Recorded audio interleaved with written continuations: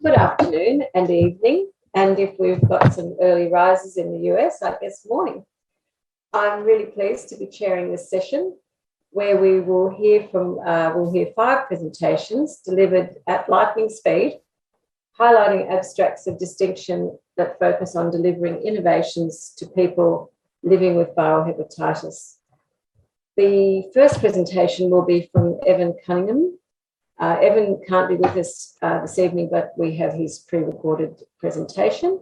Evan is a research fellow at Kirby Institute in Sydney, Australia.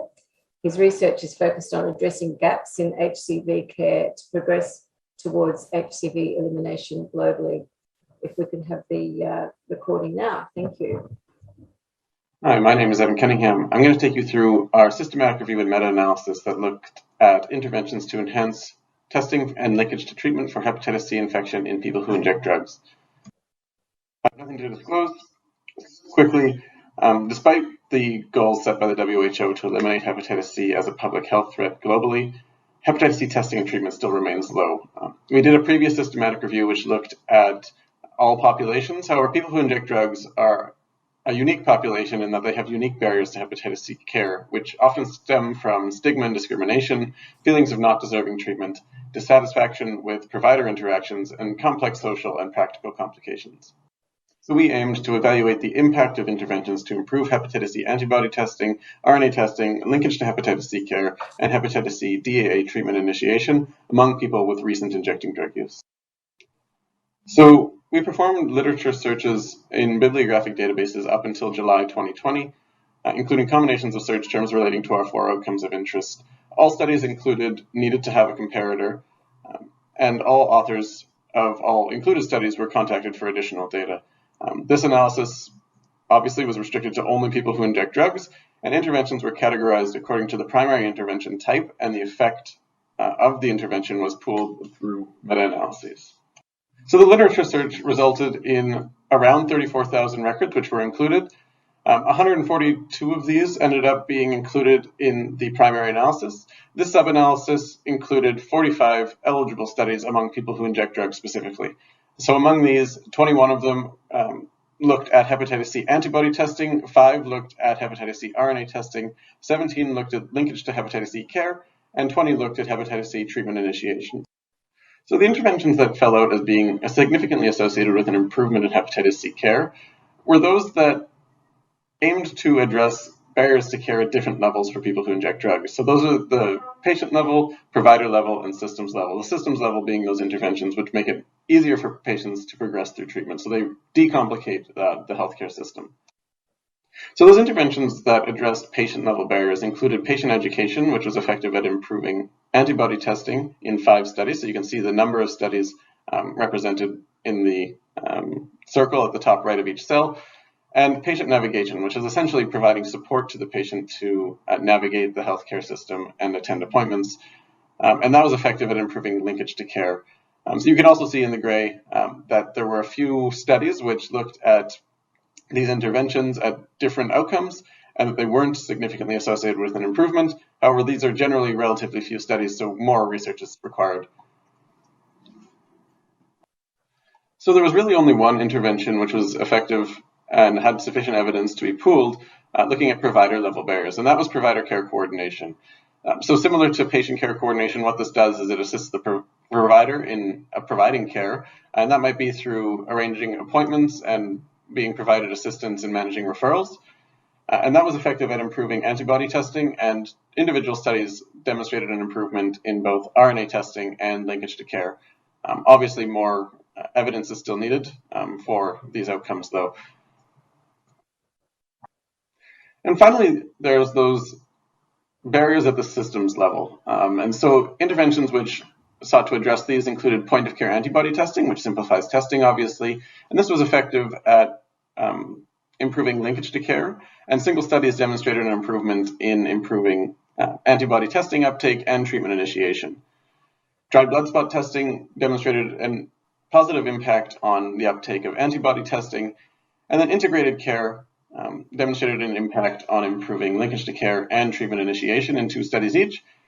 And one study demonstrated an impact a considerable impact of improving antibody testing uptake. And I just want to point out integrated care here because it has quite significant effects across the cascade.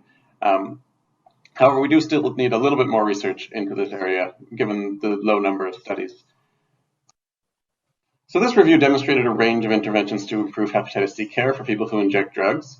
And models of care must be really designed with the setting and population in mind, because people who inject drugs aren't a homogeneous population. So models of care must address the existing gaps in hepatitis C care and the unique barriers faced in that setting, which may be at several levels. And so you might actually need combinations of interventions which address different barriers to care that may be faced by people who inject drugs in that setting. We do need further work, as noted by this small number of studies, for a lot of interventions, including randomized controlled trials of interventions, to really understand the potential impacts of these interventions and their implementation. And finally, I'd just like to acknowledge all of my co-authors, everyone who provided input into the review, and all authors who provided data. And finally, just to highlight the primary paper reference, it has been published in Lancet Gastroenterology and Hepatology, if you would like to learn more about some of these studies. Unfortunately, it was not with us to thank in person, but that was, I guess it shows really when you can target those interventions at particular populations, it can make a difference. But he did seem to stress there's a lot more research needed for the evidence. Now, I think if we can move straight to Thomas too. Thomas is here with us, thank heavens, and but his presentation has been pre-recorded. So Thomas is a molecular biologist at the Westmead Institute of Medical Research, focusing on the persistence of cccDNA and the pathogenesis linked to integrated HBV DNA. He's particularly passionate about developing an HBV cure, as he himself lives with chronic hepatitis B. So if we could have Thomas's pre-recorded presentation now, thanks. Thank you for the opportunity to present our work. So I was about 15 when I was first diagnosed with hepatitis B. And like a lot of people first diagnosed, I experienced panic, emotional overload, and the inability to absorb all the information that was being thrown at me at the time. I only knew that it was something that I'd have for the rest of my life, and something about liver cancer. After a few days, I was able to gather myself and went through, again, something that many people with Hep B go through, that I'm alone in this. I knew no one else, apart from close family, that had this condition. And that's completely ludicrous for a disease that affects 300 million people around the world. This isolation, this loneliness just makes a bad thing worse. First off, it's hard without support to navigate the healthcare system. Suddenly you have to get regular blood tests, organize specialist appointments, regular visits to the pharmacy, for example. It's also hard to judge and ingest all the information out there. We're not lacking in information. When you Google, we've got millions of pages, but understanding which ones to trust, that's the major thing. And who to trust with this information. Can I talk to others about it, or will I be judged and stigmatized and discriminated against? Because of this, it's easy to think things are much worse than they are, because you're just talking to yourself in your mind with it. It's easy to be led by fear, and that's exacerbated by the stigma and shame associated with hepatitis B. And because it's all too hard, it's easy to do nothing about it. And this limits monitoring and leads to poor health outcomes in many cases. So to combat this, I started a online forum called hepbcommunity.org, And here people can, in a safe space, under a pseudonym, be able to come together and talk to each other. We also have scientific and clinical experts on the forum who can answer people's questions. And these people are denoted with a little badge to say, okay, I can trust this person. This is a resource that benefits many communities, particularly the affected community, who now have access to expert advice, knowing that others share the same experiences, and being able to talk to those people and share strategies in how to live their lives. They also get to participate in a community that understands and therefore doesn't judge them based on them having hepatitis B. It's also a boon for health professionals who can visit and see in real time the concerns and misinformation and issues that are out there that may inhibit the access to care out there. They also now can know that there's a patient support forum outside of the consults, which they can refer their patients to. For researchers and scientists, it allows them to really understand the issues that patients face and therefore require addressing. This may lead to new research directions. This can also act as a way to advertise studies such as surveys, trials, and donations. So after 1.5 years since starting, we now support about 800 global members.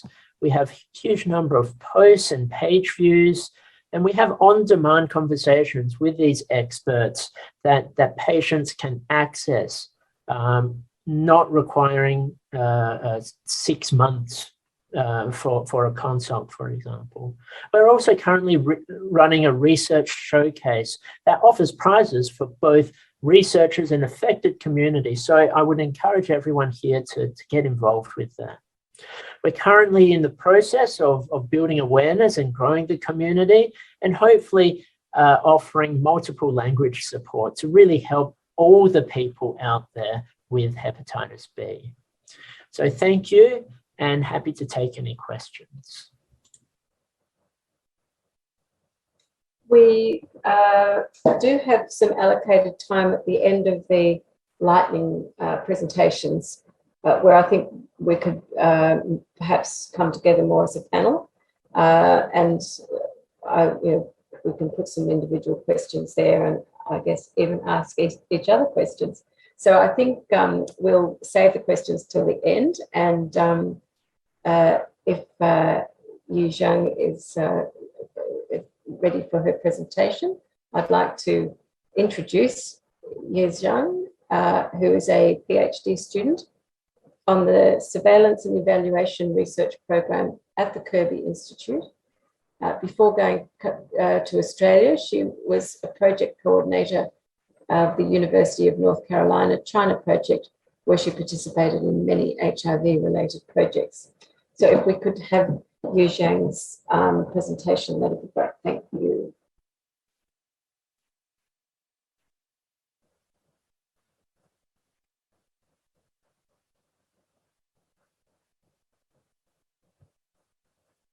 Yu Zhang, are you with us?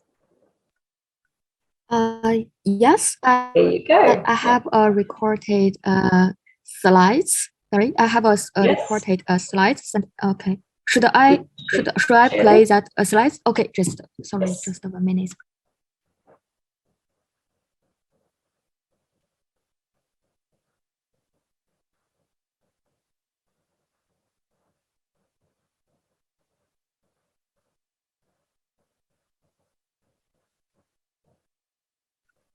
Jenny, sorry, I'm really sorry about that. I thought the conference would present that slide for me, so the slide is not ready now.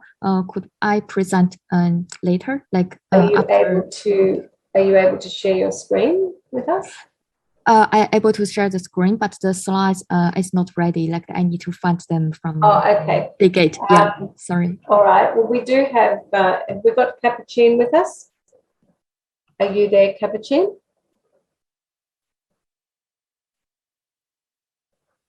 I thought she was actually going to be attending in person, but we certainly have a pre-recording of her presentation. So while Yizhang is looking for her slides, we'll move to Capucine's presentation. Capucine Penico works as Director of Program and Partnership for the Hepatitis Fund. She has 15 years experience in global health with non-profit organisations, academia and government organisations. Prior to joining the Hepatitis Fund, her work involved the design and development of strategic initiatives, including the Coalition to Eliminate HPV, or as we know it, ICE-HPV, which she continues to support as a senior advisor. So if the organisers could play Capucine's presentation, we'd appreciate it. Hi, so my name is Capucine and I run the International Coalition to Eliminate Hepatitis B, and I also work at the Hepatitis Fund. I've been working in this field for 6 years now, and what I couldn't believe when I moved into hepatitis coming from the HIV field is how difficult it was for people living with hepatitis B to access treatment. Because it happens that they pay up to 10 times more for the same medicine, for instance, tenofovir, than people living with HIV. And I really wanted to understand why and how we could help them access treatment. And so I started this project with the Medicines Patent Pool and other stakeholders at the ICE-HPV Stakeholders Group to understand how can people access hepatitis medicines.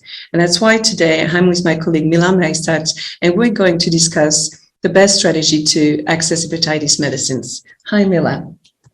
So Mila, I'd like to know, what are the barriers for access to hepatitis medicines? What are the procurement issues? Hi, Capucine. Hi, everyone. Yeah, right. As you mentioned, there are actually many barriers in countries for accessing the essential medicines for people in need. And as you mentioned, many low and middle income countries are not able, unfortunately, to provide all people in need with those medicines. So among the barriers are, of course, low awareness, poor surveillance systems, no prevention programs, but also high prices for treatment, especially, for example, for hepatitis B treatment from one side and limited budgets for implementing national hepatitis programs from the other side. So what can countries do to improve procurement?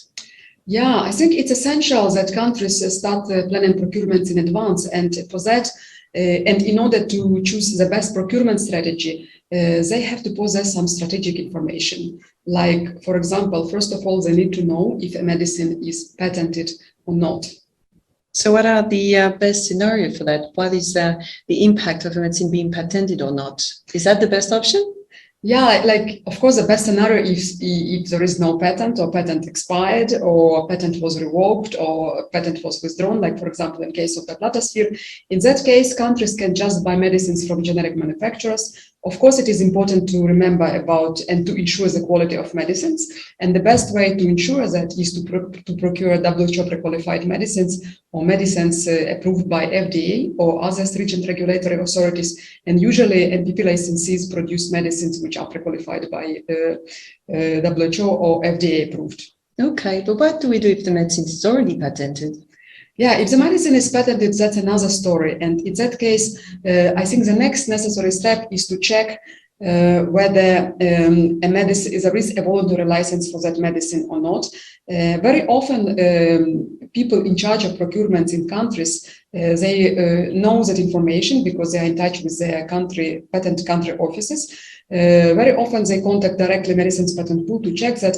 I would say the best and the quickest way to check if a medicine is patented or licensed is to use the MedSpoll. MedSpoll is the database of Medicines Patent Pool, which shows license and status and patent status of medicines which are recommended by WHO or medicines which are about to make it to WHO list of essential medicines. So Mila, if a medicine is patented, what do we do next? Yeah, if a medicine is patented, it's a different story. So first, we need to check, or country need to check if there is a voluntary license issued for that medicine or combination or formulation. Very often, people in charge of procurements within Ministry of Health teams, they are in touch with the country patent offices, or they can directly contact MPP, which they often do. But the easiest and the quickest way to check that is to go to MedSpol. MedSpol is a database of medicines patent pool, which shows the patent and license status of medicines, combinations, and formulations. So if there is a voluntary license, then they can procure generic medicines from those licenses. Okay, and what do we do if there's no license?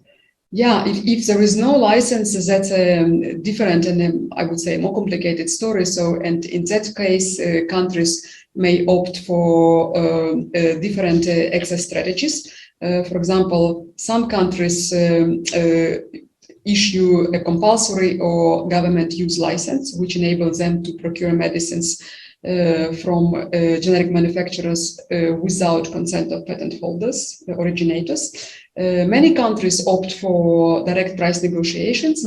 And assumption is, of course, that the bigger the volume, the lower the price is. However, there are many other factors influencing the price, and that is why some countries prefer to do procurements through Global Fund or through UNDP or other global or international procurement mechanisms. And so we're talking about countries now, but what happens when like big NGOs, big programs provide in-country treatment? How do they do it? Yeah, in that case, actually, yeah, in many countries or in some countries, there are really active NGOs which are running treatment programs, testing and treatment, but also prevention, which is great. And very often those in those countries, these active NGOs, they start with small programs targeted at specific populations. Like, for example, in Ukraine, there was a small pilot program for 50 people who use injection drugs, and that programs was gradually expanded to 5,000 people. But also those pilot programs or early access programs, they also trigger national response. In many cases, in some cases, those programs are expanded to general population, and that is how governments may become more active also and implement a national hepatitis program and start treating general population. Oh, that's wonderful to hear. I hope that's going to be inspirational. And I invite everybody to check our website and the Medicines Patent Pool website for more information or to be in touch. And yes, to join us in trying to improve access to hepatitis medicines around the world. Thank you, both Capucine and Mila. Mila, I didn't get to introduce you because I wasn't sure whether you were going to be here, but now I know you are.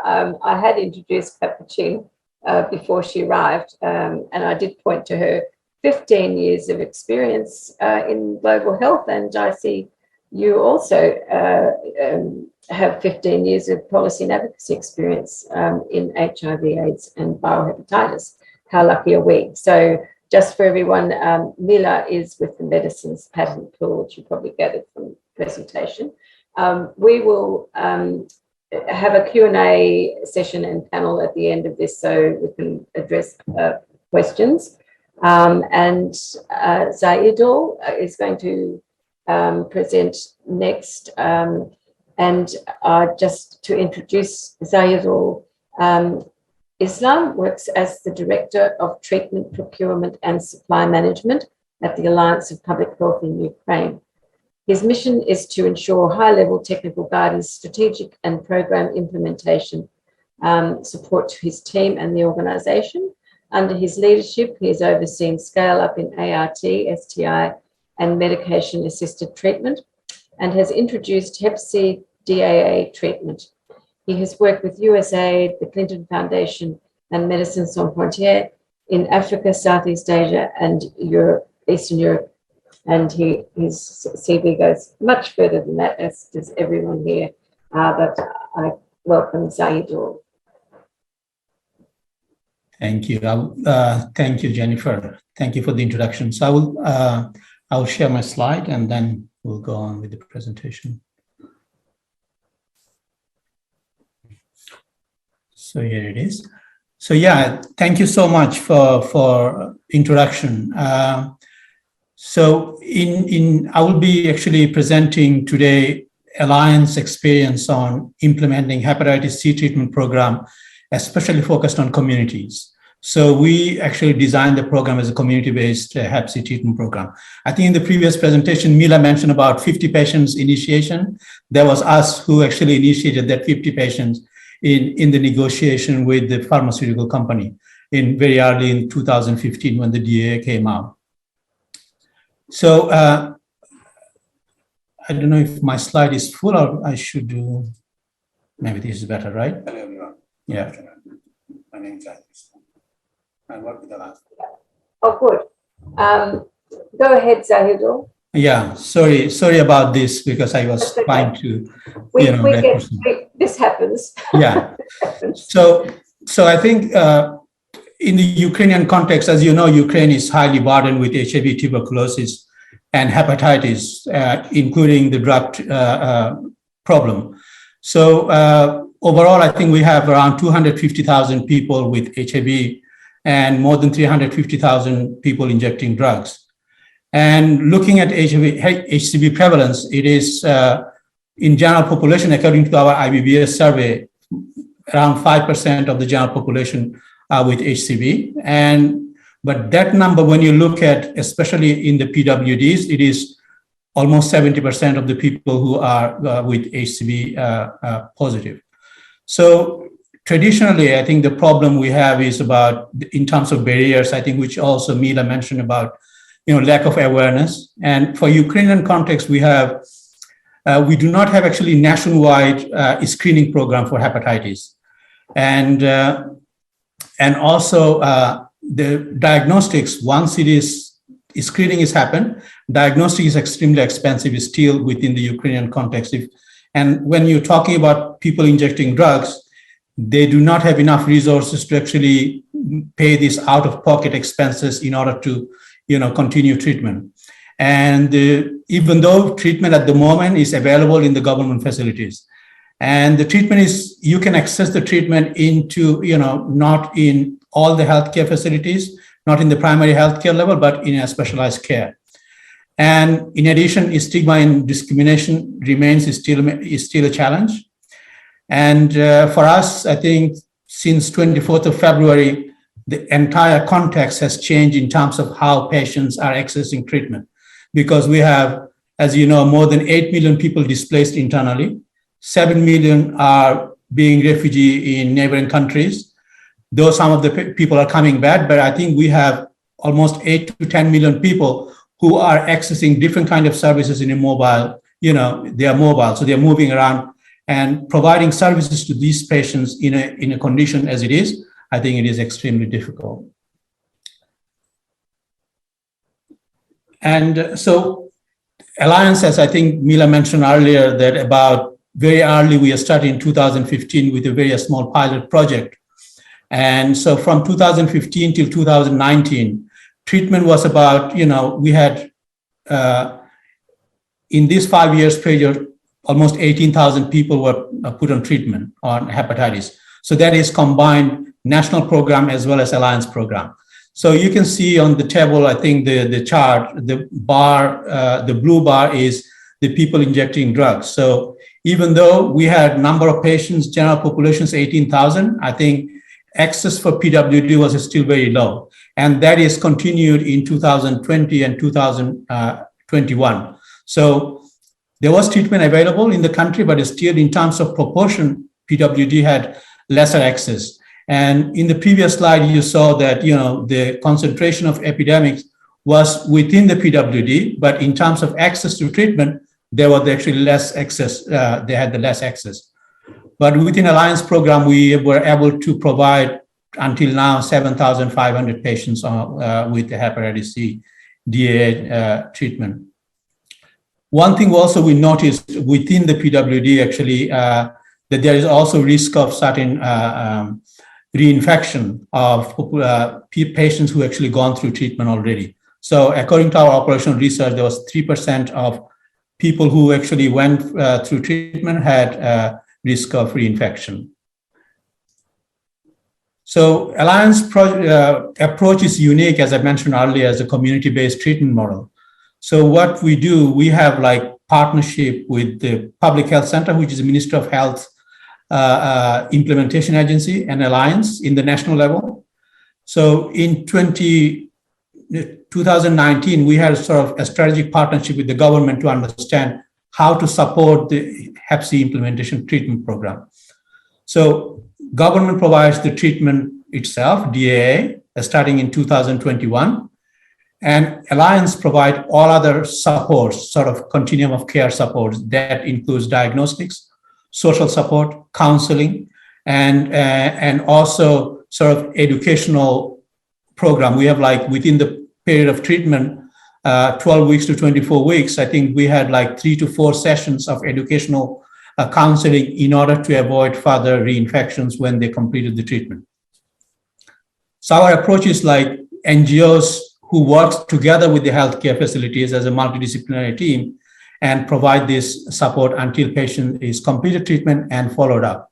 So currently we have 16 NGOs working in 27 different healthcare facilities providing these services. And within the multidisciplinary team, we have medical doctors, nurses, and social workers, which serve as a case manager as well. And so in conclusion, I think I would say that currently, I mean, treatment is available, but it is not accessible for the PWD, and coverage, which is there, it is certainly not enough. And coverage needs to scale up. But how can we do that? That is actually a bigger challenge. And initially, when we were thinking about this, it was a context before the war. But now, since we are in an active war with Russia, I think that approach may need to be changed when we are talking about recovery, as well as we are talking about, rebuilding the country. But at the moment, I think we are focusing more on sort of continuing services which has been disrupted. So at least continue with the services. So we are still thinking maybe all the programs should have actually Hep C screening program, sort of everywhere you go, whatever service you access to, there should be a possibility for hepatitis screening. And the diagnostics should be available for free, especially for people injecting drugs. And the treatment should be available not only in the specialized centers, but also in the primary healthcare, or in the Ukrainian context, it's more like family doctor level. And Alliance currently actually working with the national experts and also Public Health Center to develop a microelimination strategy, because our epidemic is concentrated among PWDs. So this microelimination strategy would focus on key population. So we were about to finalize, but when war started, it had a pause. But now actually we are now looking at this lens of recovery of the country. So we are actually proposing to also finalize this microelimination strategy in order to address specifically this community, so that, where epidemic is highly concentrated. So these are some of the suggestions that we are actually taking and talking to the government in order to further scale up and make that access for people injecting drugs and wider key communities treatment much more available and accessible in a comprehensive manner. So this is my last slide. Thank you very much. If there is any question, I will be happy to answer. And again, sorry for that hiccup earlier. That's fine. Thank you, Sejal. Yes, there are a couple of questions we'll save till after we've heard Yi's presentation, and then we have questions for everybody. So we'll go to, how are you going, Yi? Are you ready? I think we're right. Yes. So do you need to ask Tech to forward your slides? Yes, please. And the slides was recorded as well. Right. So could you play it? Yeah. My name is Ye Zhang, and today I would like to present my research. Yeah, and so the background, I would like to talk about some background about HBV and HCV in China. Next, please. So around 1 in 13 people in China live with chronic hepatitis B and hepatitis C infections. Next one, please. And the men who have sex with men have a higher hepatitis burden in China. Next one, please. Sexually active MSM should be screened for HBV and HCV at least once in a lifetime or more often, has been documented in the recent Chinese hepatitis testing guidelines. However, the HBV and HCV screening rates remain low among Chinese MSM. Only about 41% recorded having ever tested for HCV, and 38% of those with no HBV vaccination had HBV tested before. Next slide, please. So in this study, we would like to introduce a pay-it-forward approach. A pay-it-forward approach is a person seeking a health service receives it for free as a gift, and she or he is then asked if they would like to pay for the next person to receive the same service. The social innovation strategy like pay-it-forward can generate a warm glow within the community. So the goal of our study is to assess the effectiveness of pay-it-forward model in increasing HBV and HCV testing uptake among MSM in China, as well as to assess the cost effectiveness of pay-it-forward model as compared to the conventional service model. Next one, please. So we did the previous slide, please. Yeah, thanks. So we did the intervention between March 2021 to November 2021 in Jiangsu, China. And we selected two study sites. One is the public health clinic in Nanjing in Jiangsu province, and the other one is the MSM Light CBO in Jiangsu province as well. Both of them have the existing HIV screening service, and the inclusion criteria for our participants were the first above 18 years old and self-identified as men who have sex with men. The last one is did not test for HBV or HCV in the past 12 months. Next one, please. So we used a cluster randomized control randomized trial designs. So a group of men, like the 10 of men, would be randomized into two groups. The first one is a standard care group. Next one, please. In this group, the men would receive the information of HBV and HCV testing, and then they would be asked whether they would like to pay for themselves to test the HBV and HCV test. And if they agree, they would receive the test at the site.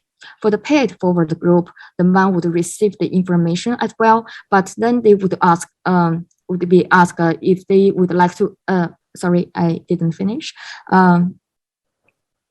So then they would like to ask if they would like to receive a free HBV and HCV testing. And if so, they will receive it. And then after that, they would ask whether they would like to donate some money for the community, for the others, to share, to let the others get the free testing as well. Next one, please.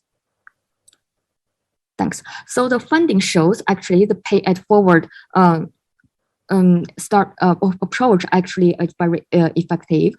Overall, in the pay-it-forward group, there was about 60% of the men have uptake the hepatitis test, but the control group was about 23 or something. The difference would be 34%. And we also did a subgroup analysis in different group with the higher risk of hepatitis testing. Previous one, please.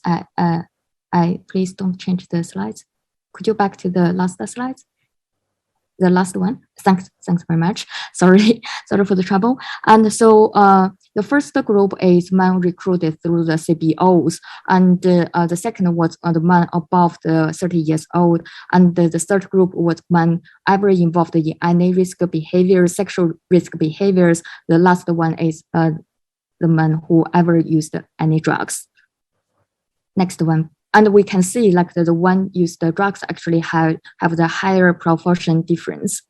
So the funding, the cost outcome analysis for the cost of each group also showed like 33% of participants who received the hepatitis testing in the pay it forward group chose to donate some amount of money, and a total of $281 US in donations was collected, covered about 41% of the total intervention cost.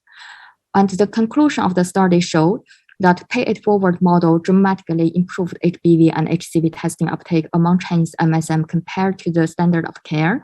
And it was also effective across different testing modalities, and various subgroups considered at higher risk of HBV and HCV infections. The total donations successfully helped offset nearly half of the total cost of the screening participants in the pay it forward group. Thank you.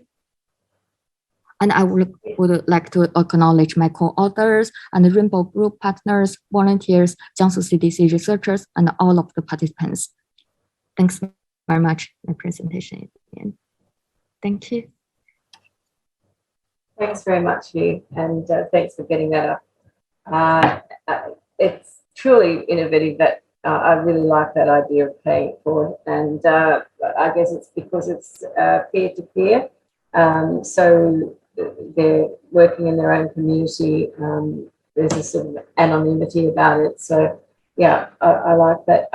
Now we are running out of time a bit, but we've got questions, and I think if we could go to Thomas first, and then I think Capuchin next, and Mia. Thomas, you mentioned going into other languages for your platform.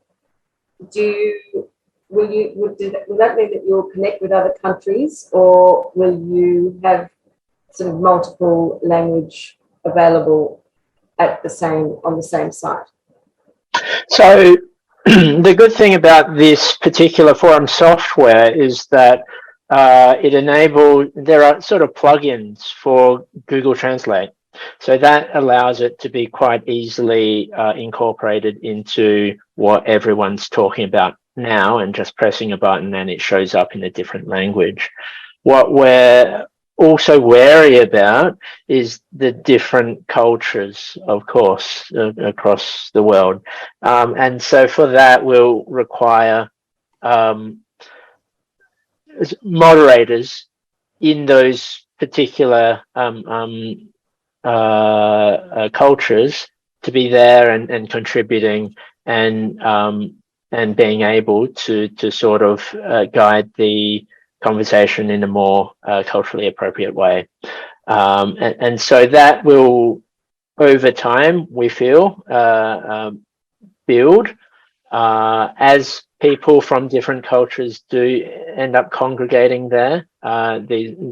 These people who end up being moderators will end up being identified just by way of them contributing more to the conversation, and we can very easily pick them to be moderators and even educate them quite a bit more and involve them in the discussion and leadership of the actual forum at large. So that's the sort of strategy we're sort of heading towards.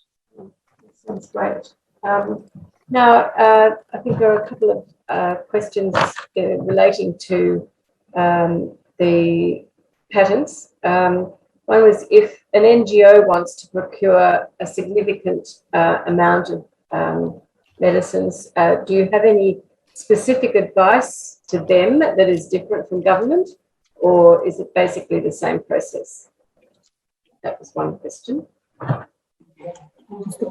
Yes, that's it. Yeah. Jenny, do you want us to answer now? Yeah. And you could we can see your faces. Would be good. Yeah. Thank you. I can actually start.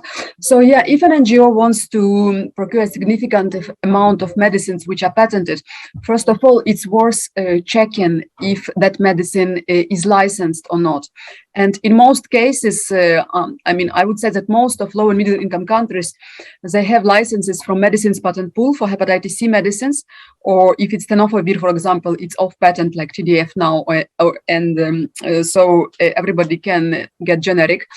So, or there could be licenses directly from Gilead, between Gilead and generic manufacturers. So it's worth knowing, because in that case, a NGO or a country, they can procure from licensed MPP or Gilead licenses from generic companies, and which is cheaper. And in order to ensure the quality of those medicines, of course, it's always better to procure WHO pre-qualified medicines, and all MPP licensees, they are obliged to go through the WHO pre-qualification process. So that's the way to go.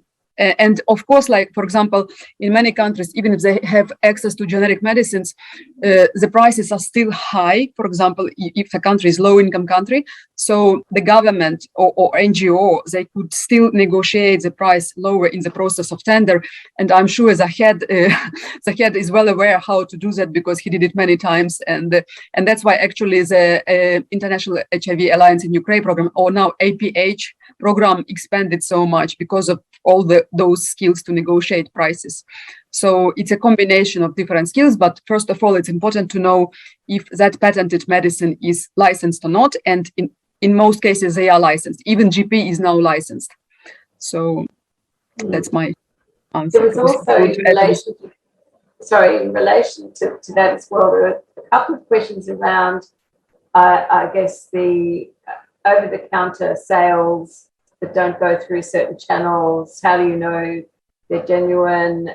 What are the risks, and how do you know side effects if you're buying something over the counter that hasn't got that backing? So I guess it's the illicit drug. I know that happens in every country too. Yeah, WHO pre-qualification is really important for that. Yes.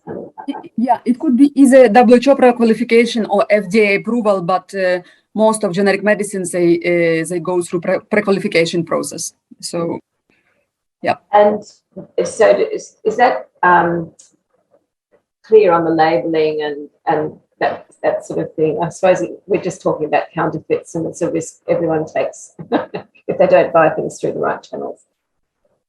So, yeah. Thank you. Now we've Zahedul, we had someone asking about, I think I understand the question, how do you trace people who are refugees in other countries? You mentioned also being able to treating refugees from other countries, and how do you ensure follow-up in treatment? So, we do not have treatment in Ukraine for refugees from other countries, because at the moment, Ukrainian people are more refugees than the people coming to Ukraine. So we do not have really that options, but we do have some program. So we have a online platform which called Help24. So all our patients, if they are moving out of Ukraine, they can actually go. It's a kind of an online bot. So you could actually go on the bot and you ask wherever you are. Let's say you are in Warsaw, in Poland. So you sort of type it, saying, okay, I'm here and I want to access Hep C treatment program. So someone will get in contact with you within some period of time and guide you where to go, where to access the treatment and how to get it. And if there are any issues, they will support it to kind of access the treatment. But that system also works now since people are displaced from one region of the country. Ukraine is a large country. So one part of the country to another part of the country, we have similar system in the country as well. So for example, if someone comes from the east to the west part of the country where most of the refugees are situated, they can also access these services and they can be directed to a specific clinics where they can access the treatment services. So this is how currently it's managed. So it is really evolving systems. We introduced it within the last couple of months. I mean, maybe, just beginning of March. So we are still kind of perfecting it. So, but it is there. Thank you. A question for Yi. I'd like to ask if the Pay It Forward program has been applied to testing and treatment in any setting. Thanks for the question. As I know, not yet. And Pay It Forward approach has been applied to improve the gonorrhea and chlamydia testing among MSM in China, as well as the flu vaccine in the older population and the young population in China. But as I know, no program has been targeted on the treatment, but that would be really interesting. Yeah. That might be your next body of work. Also, a follow-up for Thomas. How do you account for the fact, Thomas, that in some African countries, according to my understanding, and this is an anonymous question, there are some words such as cirrhosis that do not exist? Yeah, I think that's a really great question. And that really, in the end, comes down to peers, like in that culture that I was talking about, that, us in the English-speaking world are not necessarily privy to a lot of those sorts of differences, and there are millions of them across the world, these sorts of differences. And so that is why it's so important to build a community that is diverse, that encompasses all of those, because together we're a lot stronger and a lot more able to spread that good information. So to me, that question is exactly the reason why we're doing what we're doing, right? And I suppose you can introduce new words that don't exist. Yeah, exactly. As languages evolve and all of these sorts of things as new ideas come in. I think that's all for the questions. I had one for Capuchin, actually. You mentioned early, because I shared your shop when you said you discovered that tenofovir was so much more expensive for those with hepatitis C only, but the co-infected did not have to pay so much. And I was just wondering, has the situation improved? Maybe Miller knows that can everyone access tenofovir now that it's generic at the same low price? In principle, they could, because tenofovir is off patent. So in principle, everyone could.